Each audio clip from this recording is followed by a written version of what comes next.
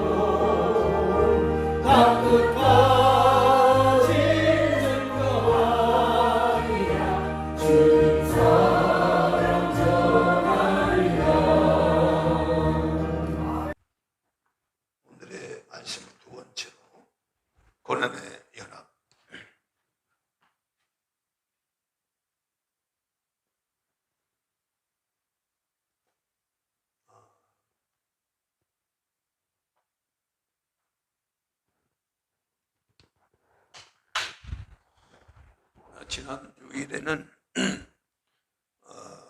맥주조를 통한 예수도 예수도를 증거했는데 7대 절기를 보면 복음의 7대 연합과 같은 배역을 하고 있다고 알겠습니다. 6월절을 7대 절기를 하면 설명을 드리면 바로 제일 처음에 6월절이 있고 두 번째가 무교절이 있는데 이 무교절이 바로 어디와 바로 고난이란 말이에요. 고난과 관계됐다. 그래서 무교절 날은 쓴 나물하고 빵을 먹는데 이 빵은요 딱딱한 빵을 먹는 거예요. 고난을 의미합니다. 고난을 의미합니다. 이 이스라엘 백성들이 해방과 함께 그들이 반드시 기억을 해야 되고 뭐를 기느냐? 고난이라는 거. 이 고난이 온다. 고난의 의미를 바로 이제 무교절을 지킨 겁니다. 오늘 두 번째로 첫 번째는 탄생의 연합이라고 했습니다. 탄생, 그렇죠? 탄생의 연합이라. 이 탄생의 연합은 어떤 연합이냐? 바로 예수 그리스도의 생명과 연합된 것을 말합니다. 자, 예수 그리스도의 생명과 연합된 것을 우리는 탄생연합이다. 영접하는 자, 그 이름을 믿는 자들이 하나님의 자녀가 되는 권세, 바로 영접이라는 이 부분은 바로 탄생을 의미하는 겁니다. 사람은 두 가지의 생명이 있습니다. 하나는 무슨 생명이에요? 하나는 육신의 생명, 육신적인 생명, 육신 생명이고, 또 하나는 영의 생명. 영의 생명은 이것은 육신의 생명은 이 땅에서 존재하는 생명이지만 이 생명은 언젠가는 죽는 그런 사망으로 끝나고 영의 생명은 영원한 영생이다. 할렐루야. 그래서 바로 예수님이 이 땅에 오신 것 자체가 바로 육신의 생명을 위하여 오신 것이 아니고 우리가 영원한 생명을 주시기 위하여 오셨다. 그 얘기예요. 그 영원한 생명을 우리 인간들에게 주시기 위하여 친히 하나님의 보좌의 본체에서 하늘 영광의 보좌를 버리시고 이 땅에 사람 되어 오신 분이 바로 예수 그리스도라 그 말이에요. 그 예수 그리스도는 그냥 오신 것이 아니고 바로 이 땅에 하나님의 영원한 생명을 가지고 오셔서 누구든지 그 예수 그리스도와 함께 연합된 자마다 바로 영원한 생명이 그 안에 있어서 하나님과 영원히 함께 하시는 은혜를 주시기 위하여 이 땅에 친히 입주되어 오신 분이 바로 예수 그리스도라 그 말이에요. 우리는 그분의 생명과 연합되었다 그 말이에요. 이 생명 너무너무 귀한 거죠. 금으로도 바꿀 수 없고 그 세상의 어떤 것으로도 바꿀 수 없는 생명. 이 땅의 육신의 생명은 아무리 내가 이 생명을 붙들고 싶어도 잡고 싶어도 잡을 수 없고 이것을 우리 마음대로 할 수 없는 그런 육신의 생명이에요. 이거는 결과적으로 사망이라고 하는 것으로 끝난다 그 말이에요. 이거는 우리가 소망이 없어요. 그래서 육신의 생명을 이제 생명 가운데 있는 슬픔과 좌절과 절망과 그리고 말할 수 없는 고통 가운데 있는 살고 모든 생들을 구원하시기 위하여 친히 하나님이 인간 뒤에 오셔서 우리에게 이런 생명을 주셨는데 그 생명으로 탄생과 함께 믿는 자마다 바로 뭐야? 주님의 생명과 함께 탄생 연합이 시작된다. 이때부터 예수를 믿는 믿음의 역사가 시작된 겁니다. 지난주에 말씀드렸어요. 자, 그래서 바로 예수 그리스도 안에는 7대 복음이 있다고 그랬습니다. 자, 이걸 다시 정리하면 첫째로 무슨 연합? 무슨 연합? 첫 번째 연합이 무슨 연합이죠? 예수님과 연합할 때 무슨 연합이죠? 첫 번째가 탄생. 다시 한번 그거 말씀드릴게요. 탄생의 연합. 그 다음에 고난의 연합을 생략할게요. 그 다음에 죽음의 연합이 있어. 여러분들이 저와 여러분들은 반드시 땅에 육신의 생명을 죽어야 된다 그 말이에요. 살았으나 죽은 생명으로 살지 않으면 결과대로 뭐가 오죠? 않아요? 이건 너무너무 중요한 진리라고 말이에요. 많은 사람들이 이 진리를 예수를 믿으면 고난받고 예수를 믿으면 죽는 이런 과정이 없이 부활의 역사를 이루려고 하니까 문제가 일어나는 거예요. 절대로 그런 것은 없습니다. 반드시 탄생과 함께 우리는 그 주님이 이 땅에 오셔서 그분이 당하신 고난처럼, 그분이 이 땅에 오셔서 죽음처럼 바로 그런 과정을 거쳐서 영원한 생명을 얻는 것이 바로 이것이 진리라고 말해요. 이것을 복음의 집대 연합이다 이렇게 얘기하는 겁니다. 할렐루야. 그 다음에 네 번째로 가요. 부활의 연합이다. 그 다음에 마지막으로 이제 하나 둘 셋 다섯 번째로 성천의 연합이다. 그 다음에 재림의 연합이다. 마지막으로 하나님의 나라의 왕국. 이거는 안식이고 평안이고 영원한 무궁의 세계로 들어갈 수 있는 이런 놀라운 축복이 바로 이런 탄생과 시작의 예수님의 탄생과 함께 이것이 주님이 이 과정을 다 우리에게 만들어 놓으시고 이것과 함께 우리는 부분적으로 지금 다 연합이 돼야 돼요. 그래서 오늘은 딱 잘라서 고난의 연합에 대해서 말씀을 드립니다. 이 고난에 대한 의미가 뭐냐? 왜 예수를 믿으면 고난이 올 수밖에 없느냐? 고난이 올 때 우리는 어떻게 그 고난에 대해서 인식하고 그것을 받아들여야 되느냐 하는 이 부분은 바로 오늘 말씀을 통하여 알게 될 줄로 믿습니다. 바로 이 복음이라고 하는 것은 기쁨의 소식이에요. 바로 복음은 바로 누구를 말하고 있습니다. 복음은 예수 그리스도가 기쁨의 소식이다. 그래서 우리는 기쁨의 소식인데 이 기쁨의 소식은 바로 이런 7대 연합, 복음과 함께 7대 연합을 과정을 통하여 우리에게 영원한 생명을 얻는 놀라운 하나님의 은혜가 있기 때문에 그래서 이 복음은 우리 기쁨의 소식이 될 수 있고 꼭 이 땅에 살아있는 동안 누구든지 이 생명을 소유를 하고 왜? 소유를 하고 이 땅의 생애를 마쳐야 된다 그 말이에요. 그렇지 않으면 영원한 눈물의 고통이 그 앞에 있다 그 말이에요. 지금의 이 땅에 사는 이 살면서 당하는 고통은 이건 게임이 아니에요.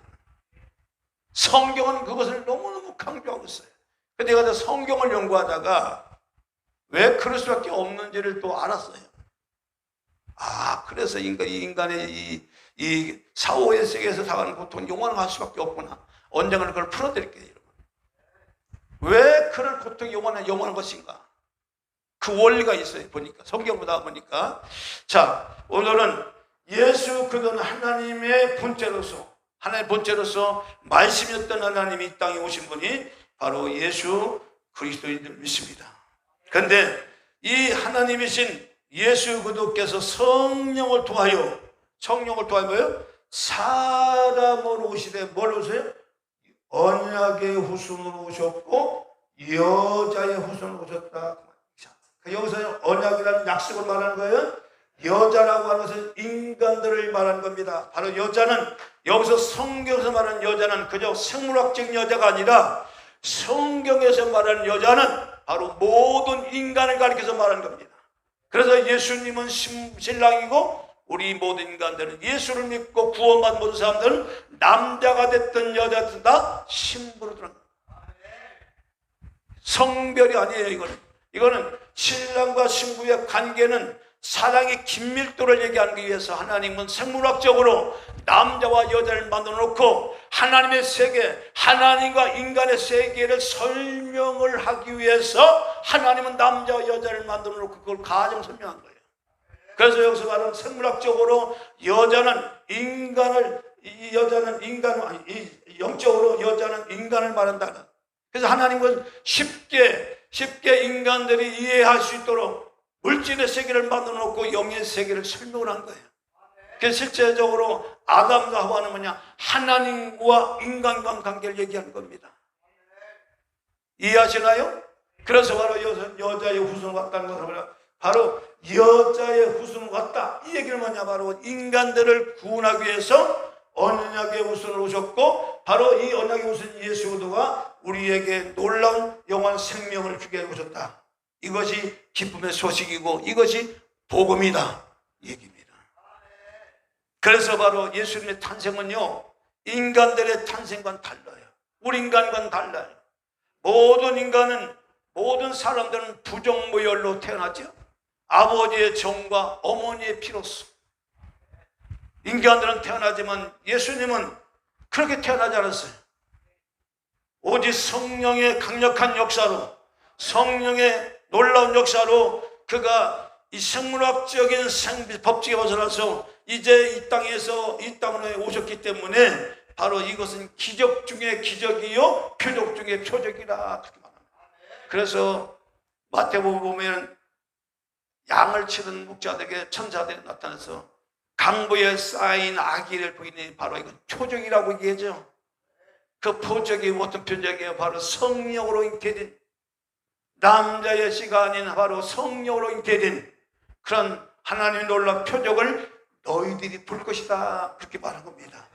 그래서 바로 이와 같은 그런 생물학적인 법칙에 벗어나서 이제 태어난 이것이 기적 중의 기적인데, 그런데 이것만 기적이 아니라 바로 이 놀라운 역사가 이 생명이신 예수 그리스도가 우리들 마음속에 오신 것 자체가 그게 기적이라는 겁니다. 왜 기적이냐? 여러분, 어떻게 사람이 남자와 여자의 결합이 되지 않는데 인간이 태어날 수 있느냐? 그것을 믿는다는 자체는 이거는 성령이 역사하지 않고는 있을 수가 없다는 거예요. 성령이 함께하지 않은 우리는 이성적으로 받아들일 수 없는데 우리는 그걸 받아들이고 인정하고 받아들이기 때문에 그것 또한 기적 중에 기적이라고 얘기하는 겁니다. 그래서 성령이 아니고는 아무라도 주라고 할 수 없다고 합니다. 그래서 여러분 놀라운 역사가 뭐냐면 이 신학에도 요즘 사신신학 가운데요, 사신신학 가운데 신학계에서 얘기하는 겁니다. 지금 미국의 유명한 신학계에서 가르침이 뭐냐, 예수 그는 성령으로 잉태하는 것이 아니고 사생자라고 가르칩니다.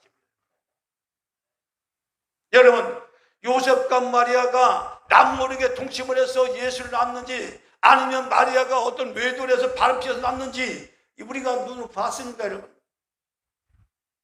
그걸 봤어요?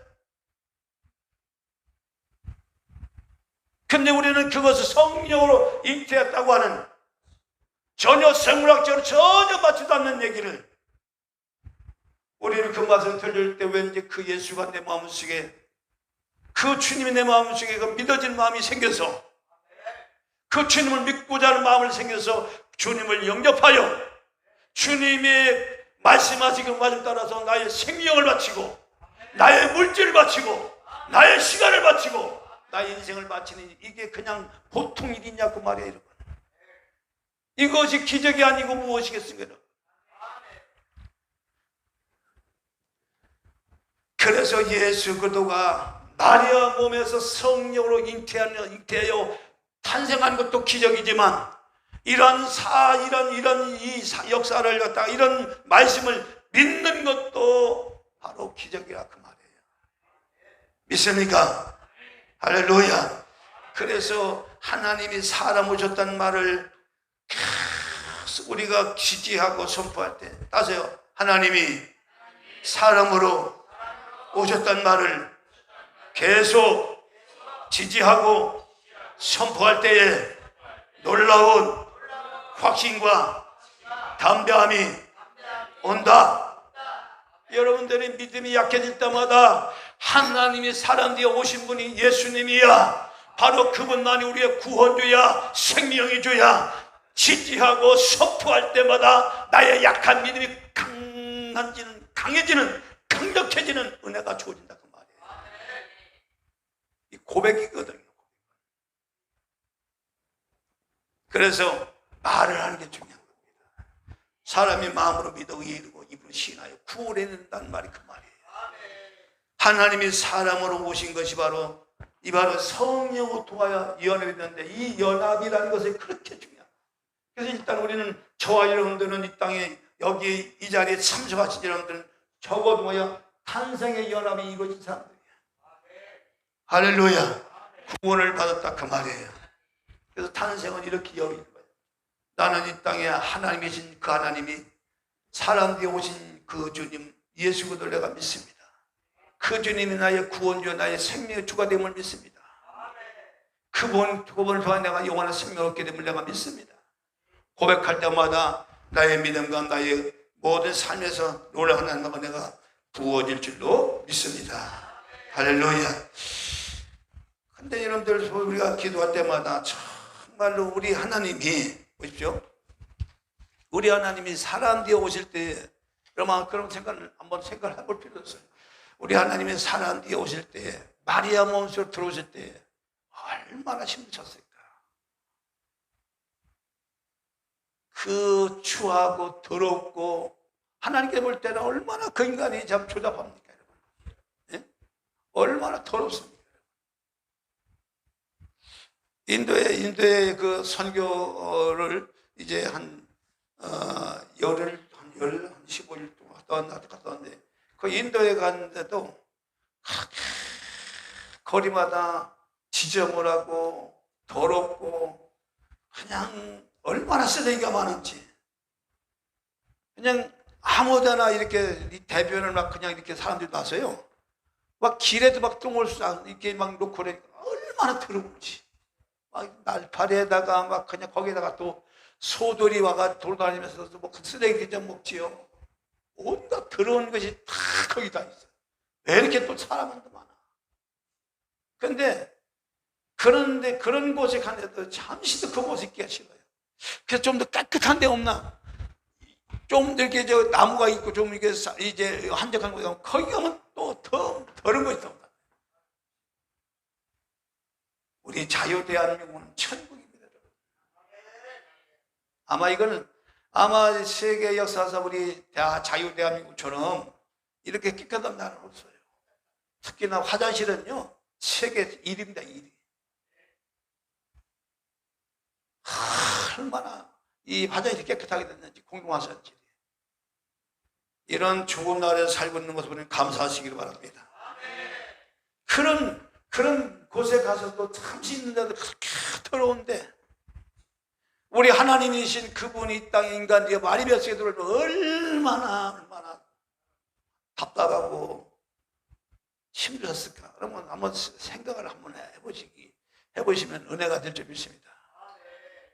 얼마나 그 인간 뒤에 오셔서 그것이 얼마나 주님께서 고통스러웠을까. 여러분, 이 사실을 우리가 마음속에 믿어지는 것이 우리의 힘이 아닙니다. 할렐루야. 여러분, 사신신학에서 신학교에서 그렇게 가르쳐요. 예수는 사신제로 가르친다. 지금 간여교나 이렇게 장로교나 지금 이 신신학, 사신신학을 가르쳐 갖고요, 완전히 이 목사가 아니라 처음에는 목사 되려고 나오는데 나중에 평신도보다 못한 믿음의 사람으로 만들어 나온다. 다 성경을 난도질해가지고.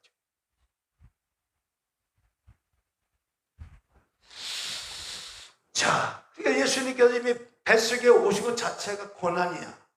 이해되시면 아멘. 고난이죠. 고난이 아니면 구원의 역사가 안 일어나는 거죠. 예수님께서 마리아 뱃속에 온 것 자체도 고난이지만, 여러분, 헤롯이 또 이 예수님을 죽이려고 위협을 하지요. 그러니까 동방박사가 이제 유대인의 왕이 났다는 그런 이제 하늘의 이 별을 보고 찾아왔는데, 그 얘기를 듣고 헤롯 왕이 어떻게 합니까? 바로 이 마리아를 통해서 나온 이 예수 그들을 죽이려고 이제 동방박사에게, 만약에 그 예수를 찾거든, 그 유대인 왕으로 오신 예수를 찾거든 나에게 알려달라, 그렇게 헤롯이 간청을 하지요. 그럴 때 동방박사가 그 얘기를 듣고 처음에는 그럴까 생각했는데, 밤의 꿈에 하나님이 성령 역사에서 헤롯에게 돌아가지 마라, 그 꿈을 꾸고 다른 길로 갔다고 그랬습니다.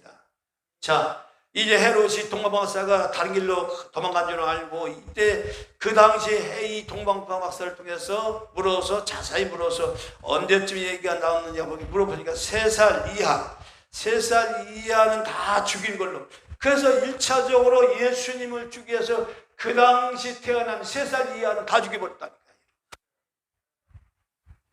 그리고 이 예수님을 죽이려고 또 사람되니까 바로 성령이 급히 바로 이제 마리아에게, 요셉에게 일러서 빨리 애국을 피신하라. 헤롯의 눈에 피해서, 고난을 피해서 도망가라고 그러죠. 자, 봐요. 이게 무슨 얘기냐? 바로 이 탄생, 여 하나님의 생명을 가지고 이 땅에 오신 예수, 이번 예수님은 생명이란 말이에요. 생명. 바로 생명인데 이 생명을 죽이려고 마리아와 요셉을 죽이려고 바로 예수님의 생명을 이제 보호하고 있는 마리아와 요셉을 죽이려고 그리고 예수님까지 죽이려고 헤롯이 난리가 났단 말이에요. 여기서 말하는 헤롯은 악한 강이 사단을 얘기하시는 거예요. 바로 그와 마찬가지로 우리가 예수 믿고 구원받으면 우리 안에는 영원한 생명의 구원의 생명이 우리 안에 들어와서요. 이 생명이 우리의 생명을 죽이려고 사탄이 가진 바락을 다 한다 그 말이에요. 그래서 고난이 오는 거예요. 그래서 고난이 오는 거예요. 저와 여러분들은 왜 내가 예수를 믿자마자 이렇게 어렵지 힘들어. 처음에는 좋아. 그냥 탄생의 기쁨이 오니까 기쁨이 많아요. 병도 낫고 문제도 해결되고 처음에는 그래서 예수 믿으니까요. 그런데 이제 예수 믿고 병도 낫고 문제를 해결되는데 조금 있으니까 이것저것 시험들이 막 닥쳐오는 거야. 왜 그렇겠냐? 바로 이것 때문에 원리적으로 생명이 이 우리 안에 있는 생명을 죽이려고 영원한 생명을 죽이려고 마귀가 얼마나 시기를 하는지 이 생명을 죽이려고 역사를 하니 그것이 바로 고난이라 그 말이에요. 그래서 예수를 믿는 사람들은 반드시요 구원과 함께 구원의 기쁨이 있지만 그 기쁨이 지금 반드시 뭐가 와요? 고난입니다. 이것이 필수 과정이라니까요. 안 오는 게 아니고 필수 과정이라니까요. 6월절에도 봤어요. 6월절에는 뭐냐? 감개 기쁨, 어린 양의 피를 통해서 그 430년 동안 노예 생활했던 애국 백성 이스라엘 백성들이 해방되는 기쁨이 얼마나 감격이 있겠습니까? 여러분? 얼마나 기뻤겠습니까? 그러나 쓴나물과 그 빵을 먹지 않으면 안 되는 고난, 이 고난을 통해서 다시 한번 앞길을 다지만은 이런 이 고난이란 말이 부분 바로 무교질이 여기 들었잖아요. 이 무교질이 바로 고난을 말한다 그 말이에요. 고난의 떡이라 그 말이에요. 딱딱한 떡, 쓴나물 얼마나 씁니까? 쓴나물과 함께 딱딱한 떡을 먹는 것이 무교적이에요. 그게 6월절과 함께 이 고난 무교적으로 왔듯이 바로 6월절만 탄생의 의미를 한다면 바로 탄생과 함께 반 따라오는 것이 고난이다. 그래서 우리 예수 믿는 사람들이 예수를 믿자마자 처음에는 기쁨이 있고 해결도 있고 역사 일어나요. 그런데 시간이 가면 우리 안에 예수의 생명이 자라지 못하도록, 그죠? 우리 예수보다 생명, 영원한 생명이 우리 안에 자라가야 되거든요. 여러분, 생물학적인 사람만 자란 게 아니고요. 여러분, 예수 그리스도의 생명이 우리 안에 있으면요, 이 생명이 똑같이 생물학적으로 이 땅에 살아가는 동안 이 과정을 통해서 자란다고 말이에요. 이거를 못 자라도 죽이려고 사탄이 역사한다고 말이에요. 고난을 통해서 역사한다. 그래서 새 생명을 얻은 자는 반드시 이 악한 마귀가 이 생명을 제거하려고 핍박과 고난이 일어나는 거예요, 여러분. 헤롯이 바로의 이 사탄이 헤롯의 마음을 갖다가 이제 충동질해서 마리아와 그 요셉과 그 예수 그들을 죽이려고 한 것처럼 사단이 이런 주변 환경을 충동지시켜서 우리 안에 있는 영원한 생명이신 예수를 죽이려고 역사한다 그 말이에요. 그래서 봐요. 자, 그래서 마태복음 13장 20절과 21절 보겠습니다. 그래서 성경은 이렇게 얘기하는 겁니다. 왜 이렇게 왔을까? 마태복음 13장 20절 21절. 자, 있습니다. 시작. 마태복음 13장 20절과 21절. 자, 있습니다. 시작. 돌밭에 뿌리었다는 것은 말씀을 듣고 즉시 기쁨을 받되 그 속에 뿌리가 없어 잠시 견디다가 말씀을 인하여 환난이나 핍박이 일어난 때에는 곧 넘어지는 자요. 자, 보세요. 돌밭에 뿌리었다는 것은 뭐냐? 돌밭에 뿌렸다는 것은 사람 마음이 밭이에요. 마음이 밭인데 이 마음이 밭인데 사람 마음이 밭이라고 이 성경은 비유로 설명을 했어요. 그런데 사람 마음이 네 가지 마음이라는 거예요. 무슨 마음이요? 네 가지 마음. 첫째로 길가와 같은 마음이 있고요. 두 번째는 돌짝 같은 마음이 있고요. 세 번째로 가지 떨리기 같은 마음이 있고요. 그 다음에 네 번째로 옥토의 마음이 있는데, 이 두 번째로 바로 돌밭에 뿌렸다는 것은 주님이 설명하는 거예요. 말씀을 듣고, 이 말씀은 뭐예요? 바로 생명이다, 그 말이에요. 말씀은 생명이다. 하나님 말씀은 생명이다. 이 말씀은 그냥 말씀이 아니라 뭐예요? 바로 생명을 얘기한다고 말이에요. 그래서 예수님께서 내가 너에게 이런 말이 영이요 생명이다 이렇게 말하는 거예요. 말씀이 육신이요 이 땅에 오신 분이 누구시다? 예수 그리스도다. 말씀이 그냥 말씀이 아니라 바로 말씀은 생명이라 그 말이에요.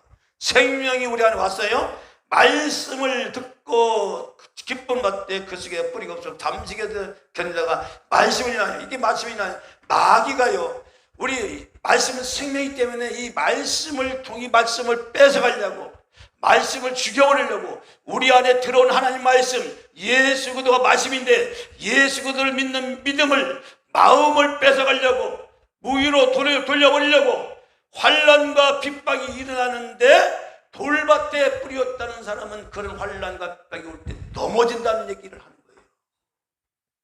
이것은 고난입니다. 그래서 고난이 오면 반드시 연합을, 그래서 이 고난이 오면 반드시 이 고난을 잘 견뎌야 돼요, 안 견뎌야 돼요? 견뎌야 되는 겁니다. 이겨야 되는 겁니다. 그런데 여러분들 좀 이따 말씀드리겠지만, 이 고난도 내 힘으로 견디는 것이 아니에요. 이 고난도 내 힘으로 견디는 것이 아니고 성령이 밀어주시고 성령이 역사해 주심으로써 이 고난을 이겨나가는 것이지, 내가 이 고난을 이긴다, 내가 이 고난을 이걸 해결한다, 아니에요. 여러분이 여기서 명심해야 될 것은 뭐냐, 이 가정은 내가 하는 것이 아니라, 이 가정 하나냐 뭐냐, 다 누가 한다? 성령이 나와 함께 동행하시고 역사하셔서 고비고비마다 때마다 일마다 도와주시고 역사하신다 그 말이에요. 비록 우리의 환난과 우리의 생환경 가운데 고난이 오고, 어떤 사람은 이제 이 고난을 통해서 많은 그런 아픔이 있지만, 이 고난도요 내 힘으로 고난이 아니라 바로 성령이 역사함이 이 고난이 아니라 오히려 기쁨으로 견디는 거예요. 그게 능력이에요. 여러분, 그래서 말씀을 인하여 환난 핍박이 일어난다는 얘기는, 말씀으로 고난과 환난과 핍박이 온다. 그때 뭐냐? 두려워하지 말아라. 왜 두려워하지 말아라? 바로 하나님께서 헤롯이 예수님을 죽인다고 하는 말 때 주님께서, 성령께서 이제 꿈에 애굽으로 피해라. 그죠? 애굽으로 피하라. 우리가 너희가 감당치 못할 땐 뭐예요? 피할 길을 열어주신다는 거지요. 애굽으로 피신해서 있어라. 그러니까 예수의 생명이 손상 입어요, 안 입어요? 안 입죠. 마리아, 요셉이 어떤 고난을 당했지만 그 생명이 손상 입어서 안 입었어요? 안 입었어요. 피할 길은다 그 말이에요. 그러니까 염려하지 말라는 얘기예요. 우리 앞에 고난이 와도 염려하지 말게 말하고 우리에게 피할 길 주신다고 말이에요. 따라서 피할 길을 주신다. 그러니까 헤롯이 절대로 못 죽이는 거예요. 마귀가 절대로 우리 안에는 예수의 생명을 못 죽이는 거예요, 여러분. 그러니까 고난이 와도 겁내거나 두려워하지 말라는 얘기예요. 성령이 나와 함께 계시기 때문에 두려워하지 말아라, 그 얘기예요. 그래서 마리아를 보호하는 바로 마리아를 보호하는 것은 바로 예수를 보호하는 거예요. 그러니까 바로 하나님은 우리를 보호하는데, 우리 안에는 누가 있어요? 바로 하나님의 생명이, 예수의 생명이 있기 때문에 바로 예수의 생명을 보호하려고 보니까 우리도 보호하는 거예요. 우리의 삶을 보호해 주신 거예요. 우리의 육체를 보호해 주신 거예요. 그러니까 두려워하지 말라는 얘기예요. 그래서 내 안에 예수의 생명이 있기 때문에 예수의 생명을 성령께서 보호해 주기 위해서 바로 내 육체를, 나의 삶을 주께서 보장하시고 역사하신다 그 말이에요. 여러분, 그래서 바로 마리아의 보호하는 것이 바로 예수를 보호할 때 일어나듯이 바로 새 생명이 똑같다. 원리가 똑같다 그 말이야. 그러니까 절대로 고난이 오면 두려워하거나 무서워하지 말아라. 그 다음에 두 번째로 고난이 왜 오는가? 바로 넘어와서 8장 17절과 18절을, 고난은 반드시 우리에게 뭘 만들어주냐? 영광을 만들어 주신다. 자, 고난은 뭘 만든다? 영광을 만드신다. 자, 성경을 보겠습니다. 로마서 8장 17절과 18절.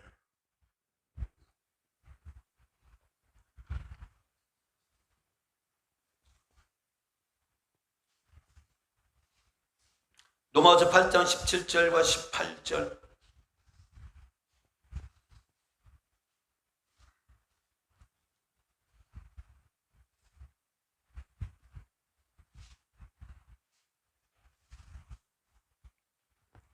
자, 있습니다. 시작. 자녀이면 또한 후사 곧 하나님의 후사요 그리스도와 함께 한 후사니 우리가 그와 함께 영광을 받기 위하여 고난도 함께 받아야 될 것인지라. 생각한데 현재의 고난은 장차 우리에게 나타날 영광과 좋게 비교할 수 없도다. 여러분, 우리가 두 번째 우리의 배에 고난이 닥칠 때 두려워하거나 무수하지 말아야 될 게 뭐냐? 첫째로 하나님 피할 길을 주신다. 첫째가 뭐예요? 그러니까 이 고난은 왔지만 이 고난 때문에 죽는 일이 있다 없다? 없다는 겁니다. 믿으시길 바랍니다. 확실히 믿으시길 바랍니다. 그러니까 아무리 어려워도 여러분 삶에 내가 죽을 병에 걸려도 두려워하지 말라는 겁니다. 피할 길을 주신다. 그래서 첫째로 고난이 와도 두려워하고 무서워하지 말라. 두 번째로 고난이 왜 우리에게 유익하냐? 고난은 우리에게 영광을 주기 때문에. 영광을 주기 때문에. 그래서 사람은 바로 삶의 목적 자체가 하나님께서 인간을 지은 목적이 뭐였어요? 나의 찬송과 영광이라고 하는 이 목적을 두고 인간을 하나님이 창조를 하셨대요. 여러분, 인간을 지으신 목적 자체가 하나님의 영광을 위하여, 하나님께 찬송이 되게 하여. 보십시오. 여러분들, 우리가 어떻게 하나님께 영광을 돌릴 수 있겠습니까? 어떻게 하나님께 찬송을 돌릴 수 있겠습니까? 여러분? 찬송이라는 것은 어떤 기쁨을 말하는데 무엇 때문에 기쁨이 옵니까? 바로 우리 앞에 수많은 이런 고난이라는 것들이 우리 앞에 있음으로써 이 고난을 이기고 나니 이것이 나의 영광이요, 이 고난을 이기고 나니 하나님에 대한 놀라운 찬송이 내 입에서 터져나옵니다. 그래서 하나님은 인간을 지은 목적 자체가 첫째로 나의 영광을 위하여, 나의 찬송을 위하여 입에서 내가 지었나니 말씀하신 거예요. 그러니까 인간이 사는 목적이 다르요. 내 물질의 부여를 위해서, 내 건강을 위해서 사는 것이 아니라 이 땅에 내가 살아 숨을 쉬는 순간순간 모든 삶의 목적과 목표가 오직 하나님의 영광을 위하여, 하나님께 찬송이 되게 하기 위하여 내가 살면 그것이 최고의 삶이라고 말이에요. 가정의 삶을 하든 직장의 삶을 하든 다 관계없어요. 그 자리에서 하나님께 영광을 돌릴 수 있는 역사가 일어나고 찬송을 부르는 역사가 일어나면 그것으로 족한 거예요. 하나님 우리에게 대단한 것을 원하는 게 아닙니다. 이 백성을 내가 지금 나의 영광과 찬송을 부르게 하게 하여 돌리게 하여 지었다가는 이 하나님의 인간 창조의 목적을 분명히 주님은 말씀하셨어요. 그런데 놀랍게도 영광과 찬송이 어느 때도 감격되는 이 고난을 이기고 날 때에 하나님이 기뻐하십니다. 이 고난을 이기고 날 때 우리 앞에서 터져나오는 그 찬송은 정말로 실로 감격적인 찬송이 하나님께 올리지 않을 수가 없는 거예요. 요한계시록 보십시오. 얼마나 그 우렁찬 찬송을 부릅니까? 고난 가운데 구원받은 그 자들이 그 하나님 보좌 앞에서 찬송을 부르며 영광을 누릴 그 모습이 얼마나 웅장하고 광대합니까? 그래서 인간이 땅에 산다 이 고난이라는 이 부분 결코 우리에게는 그렇게 좋은 것은 아니지만 이 고난을 통하여 하나님 놀라운 사랑과 놀라운 역사를 경험케 하는 하나님 또한 또 다른 섭리가 있음을 깨닫고 바로 이 고난이 올 때 기쁨으로 감당하는 성도가 된다면 이런 사람들은 세상이 감당할 수가 없는 거예요. 고난이 와도 기뻐하고 출구한다면 어찌 사탄이 그런 사람을 가지고 놀겠으며 그 사탄이 그들을 갖다가 역사하겠냐고 말이에요. 역사를 못하죠. 역사해도 오히려 더 뭐만 줘요? 우리 하나님의 영광을, 하나님의 찬송을 돌리는 사과되니까 마귀가 역사 안 했지. 아예 안 건든다니까요. 저놈은 건드려봐야 괜히 손해야. 상도만 싸니까. 마귀도요, 이게 해볼 만한 사람한테 덤비는 거예요. 우리는 마귀한테 만만한 자가 되지 맙시다. 할렐루야. 마귀도 우리를 보고 두려워 떨어야 돼. 그 정도 영적으로 우리가 말씀을 보장하고 성령 충만하고 자신 만만하게 고난과 환난이 와도 의연하게 주님 붙들고 나가면 그것이 우리에게 큰 기쁨이 되고 은혜가 될 줄 믿습니다. 여러분 보십시오. 사도 바울도요, 얼마나 이 고난의 의미를 깨닫는데 이 육체의 고난을 이 고난을 갖다가 고난을 갖다가 육체에 채운다. 이 고난을 자기 육체에 채운다는 거야. 자기 육체에 채운다. 복음을 증거하면서 얼마나 많은 고난을 당했습니까? 바울이 매를 맞기를 수없이 매를 맞고 유대인들이 쫓아다니면서 핍박을 하고, 근데 바울은 그 고난을, 그런 고난을, 그런 핍박을 자기 육체에 채운다는 거예요. 자기 삶에다가 채운다고 말해요. 왜 그렇게 할까요? 바로 영광이라는 이것이 밝혀요. 장차 내가 지금 당하는 고통, 내가 당하는 이 고난, 내가 당하는 이 핍박, 환난은 내가 앞으로 장차 하나님 나라에 들어가서 누릴 그 영광과 그 기쁨은, 그 기쁨에 의해서 이건 고난은 아무것도 아니야. 잽도 안 되는 거야. 비교도 안 된다고 얘기하잖아. 비교도 안 된다는 거예요. 그만큼 내가 받을 영광과 고난, 기쁨이 크다고 얘기하는 겁니다. 우리는 이 시간에 우리의 영안을 열어서 내가 이 땅에 수없는 많은 고난의 길을 걷는다고 생각하지만 그날 그 고난도 내가 앞으로 누릴 그 기쁨과 영광에 비해서는 아무것도 아니다. 이렇게 우리가 믿고 그 고난을 바라보고 그 고난을 맞이하면 능히 고난을 이기는데 부족함이 없는 사람이 될 줄 믿습니다. 아니, 오히려 고난 올 때마다 기뻐할 수 있는 그런 영적인 사람이 된다, 영적인 사람이 된다니까요. 초대교회 성도들은요, 내가 어디 순교할 자리 없는가 찾아다녔다고 그러잖아요. 초대교회 성도들 순교의 열풍이 불어가지고 내가 죽을 자리가 없는가 찾아다녔다는 겁니다. 그만큼 순교의 영광이 크다고 하는 사실을 이들은 영안이 활짝 열렸기 때문에 그런다고 그러잖아요.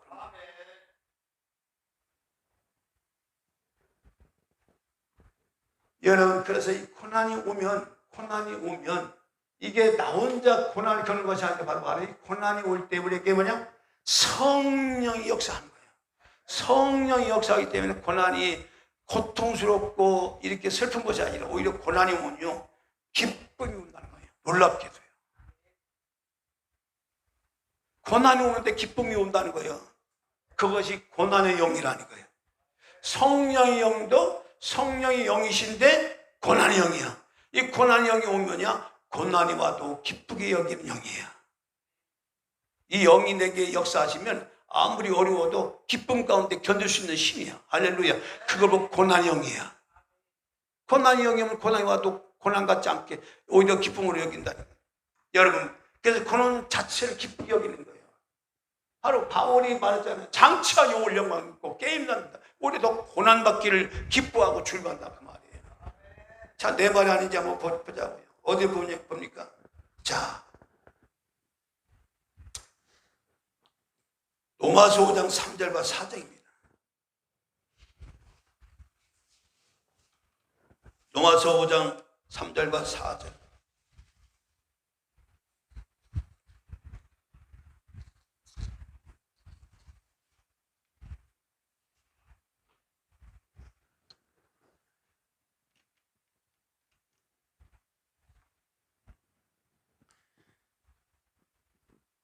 자, 로마서 5장 3절과 4절 칩니다. 시작. 다만 이뿐 아니라 우리가 환난 중에도 즐거워하나니 이는 환난은 인내를, 인내는 연단을, 연단은 소망을 이룬 줄 알미로다. 자, 다만 이뿐 아니라 우리가 뭐야 돼요? 환난 중에도 어떻게 한다고요? 즐거워하나니. 자, 환난 중에도 즐거워하니까 즐거운 마음으로 이 환난을 견디니까 뭐가 돼? 자동적으로 뭐가 나와요? 따라오는 거예요? 인내가 그냥 오는 거야. 그러다 보니까 그냥 자동적으로 인내가 된 거야. 이해되십니까? 여러분, 내가 뭐 힘쓰고 애써서 견뎌야 돼, 이게 아니라 바로 환난 중에 기뻐하다 보면, 즐거워하다 보면 출구하는 기간 동안에 뭐가 지나는 거야? 그 인내가 이루어진 거야. 그 인내는 뭘 이룬다고 했어요? 연단이라고 하는 것은 말이야, 바다 고난을 겪을 만데 바로 연단이 이루어지는 자는 반드시 소망이 넘치는 소망. 그러니까 연단의 결과가 뭐냐? 소망이야, 소망. 그러니까 이런 사람들은 아무리 어려워도 소망이 마음속에 넘치는 거예요. 주님 감사합니다. 그게 연단받은 흔적이야. 여러분, 환난 중에도 출구한다는 얘기는 바로 출구하는 중에 그냥 인내가 이루어지는 거예요.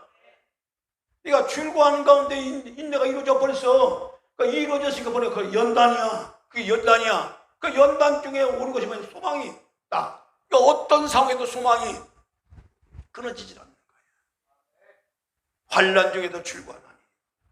그러니까 고난이 영이 오면 우리 옆에는 고난이 오지만 이게 내 힘으로 견딜 것이 아니고 성령이 함께하고 역사하니까 오히려 고난이 와도 출구하고 기뻐할 수 있는 그런 능력자가 되니 이 또한 얼마나 감사하냐 그 말이에요. 할렐루야. 탄생도 내 마음대로 된 것이 아니지만 고난도 내 힘으로 견디는 것이 아니다. 성령이 밀어주신다. 성령이 역사한다. 그 얘기예요, 여러분. 그러니까 고난이 와도 두려워하면 돼야 안 돼요? 아니에요. 고난과 함께 누가 역사하는 거예요? 성령이 밀어줍니다. 역사합니다. 기뻐할 수 있도록. 여러분을 위해서 이 고난을 겪는다는 생각이 굉장히 중요합니다. 내가 당한 이 고난은 주님을 위해서. 이 생각이 와야 돼요. 내 개인적인 고난이라도 이 고난은 주님을 위해서 내가 고난당한다. 주님께 내 고난을 이처시키는 거예요. 그러니까 뭐 이 고난에 대해서 더 이상 주님의 은혜로 주님의 마음을 가지고 이 고난을 잘 견뎌야 되겠다는 이 마음을 가지고 올 때 성령이 강하게 밀어주시고, 그래서 고난은 절대로 이 믿음의 사람들은 고난이 올 때에 그 고난을 별개로 보면 안 돼요. 이 고난을 통해서 하나님 나에게 더 큰 영적인 진보와 하나님의 영광과 기쁨을 주기 위하여 하나님께서 정하신 귀한 선물이라, 이렇게 믿음의 이 긍정을 가지고 이 고난을 받아들이면 고난이 고난스러운 것이 아니라 오히려 고난 중에도 출구할 수 있는 능력자의 삶이 된다 그 말이에요.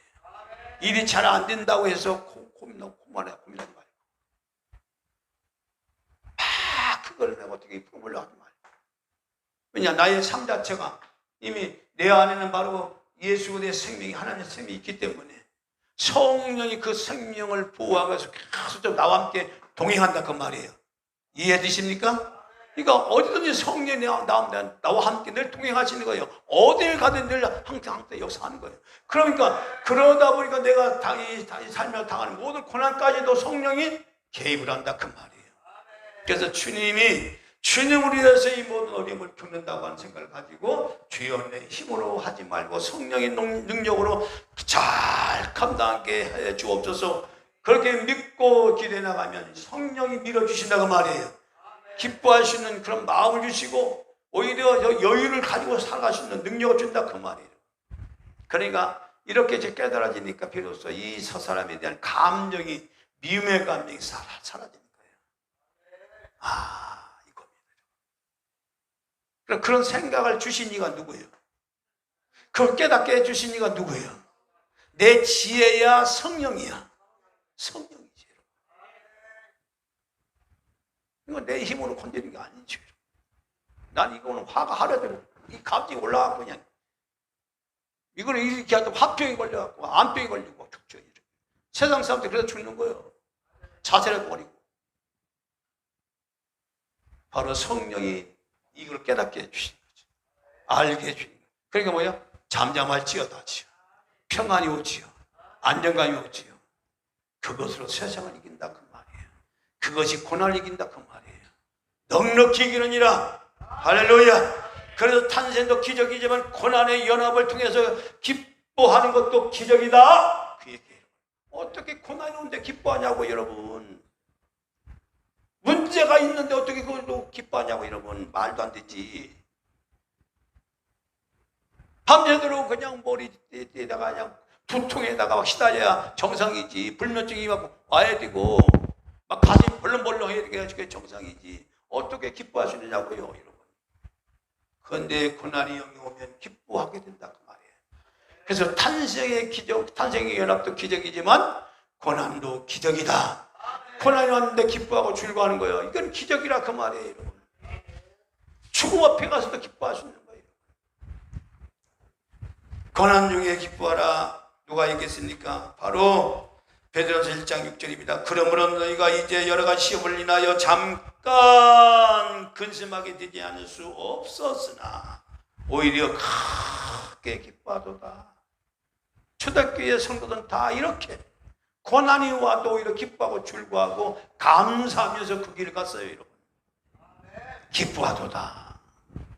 이제부터 여러분들이 어떤 환난이나 예치 않은 어떤 문제가 와도 그걸 놓고 고민하지 마시고 내 안에 성령이 함께 계심을 믿고 주여 이 모든 문제도 이 모든 고난도 잘 이겨나갈 수 있는 힘과 지혜와 깨달음과 은혜에게 부어주옵소서. 성령이여 나를 밀어주옵소서.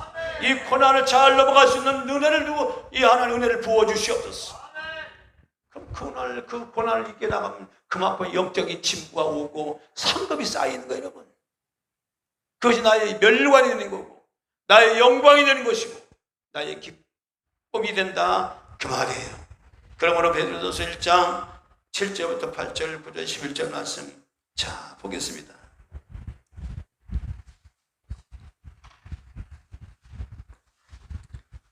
베드로서 1장 7절부터 11절까지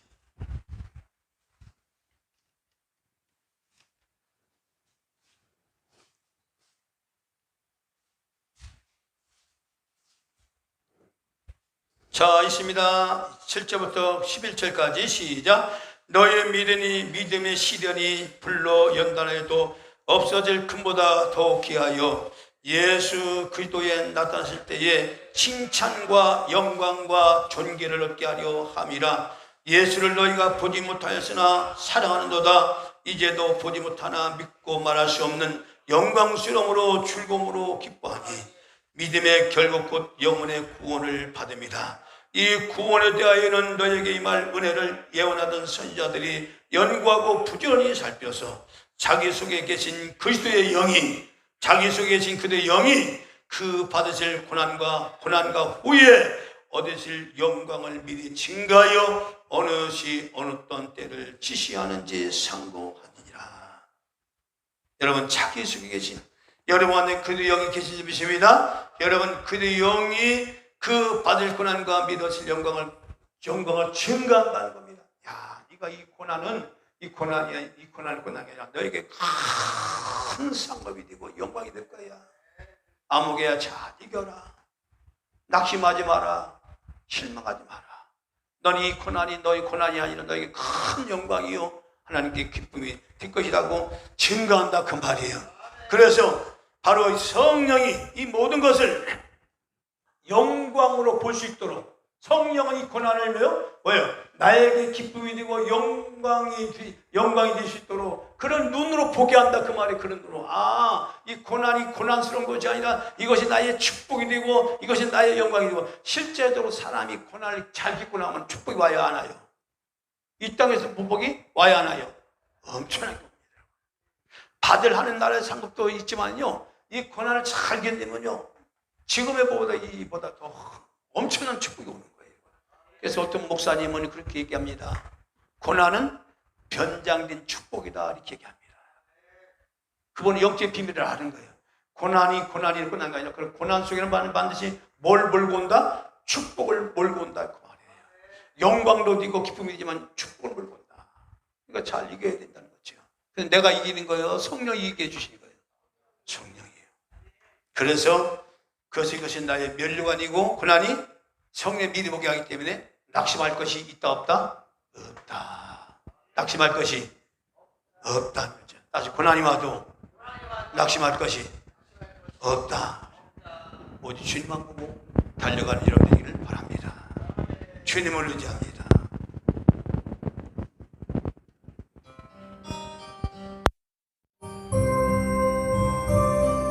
우리 성소로 기도하며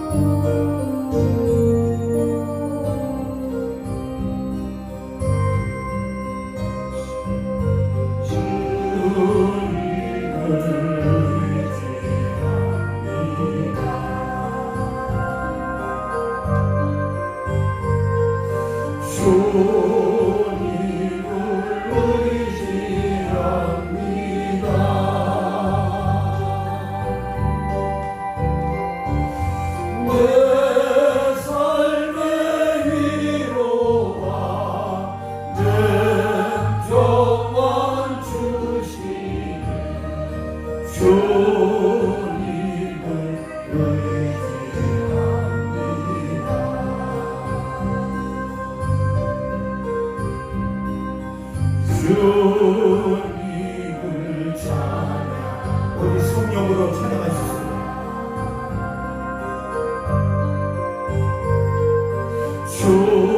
주님을 찬양합니다.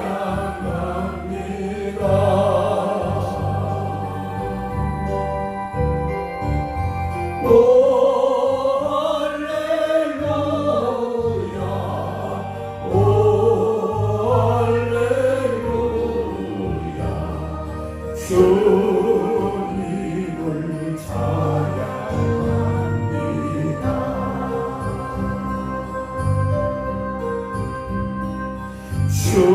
주님을 사랑합니다.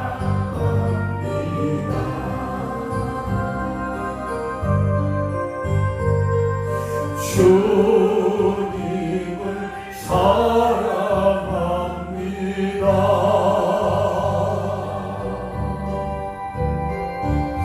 오 할렐루야,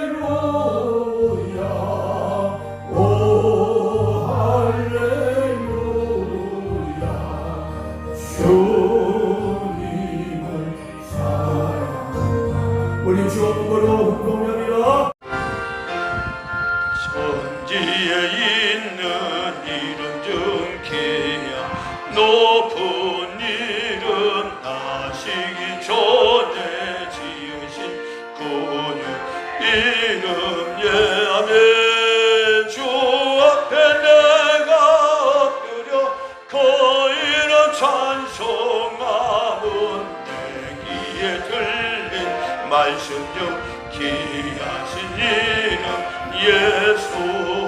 주 십자가에 달릴 때 명패 쓰인 대로 저 유대인의 왕이요 공의 왕이시라. 주 앞에 내가 엎드려 그 이름 찬송함은 내 귀에 들린 말씀 이름 예수. 지금도 살아 언제나 하시는 일 나 같은 죄인 부르사 찬송함 주시로다. 주 앞에 내가 엎드려 그 이름 찬송함은 내 귀에 들린 말씀 중 귀하신 이름 예수. 주 예수께서 영원히 어제나 오늘이나 그 이름으로 우리에게 참복을 내리신다. 주 앞에 내가 엎드려 그 이름 찬송함은 내 귀에 들린 말씀 중 귀하신 이름 예수. 아멘. 이제는 우리 주 예수 그리스도의 놀라우신 구속의 너와 우리 하나님 아버지의 극히 낮은 사랑하심과 성령의 내주와 교통충만 이리 역사하심이 고난 중에도 즐거워 기뻐할 수 있는 그런 진정한 믿음의 사랑, 하나님의 사람이 되게 하여 오늘도 성령의 큰 은혜를 구하는 모든 성도들 저의 삶, 저의 환경, 이 모든 이제 삶 앞날 모두에 이제부터 영원토록 함께 할지어다. 아멘.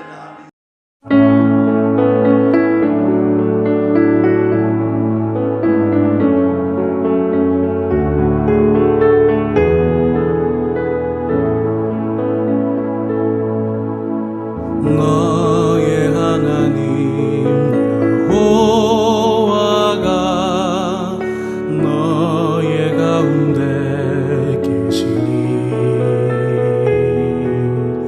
그는 구원을 베푸실 전능자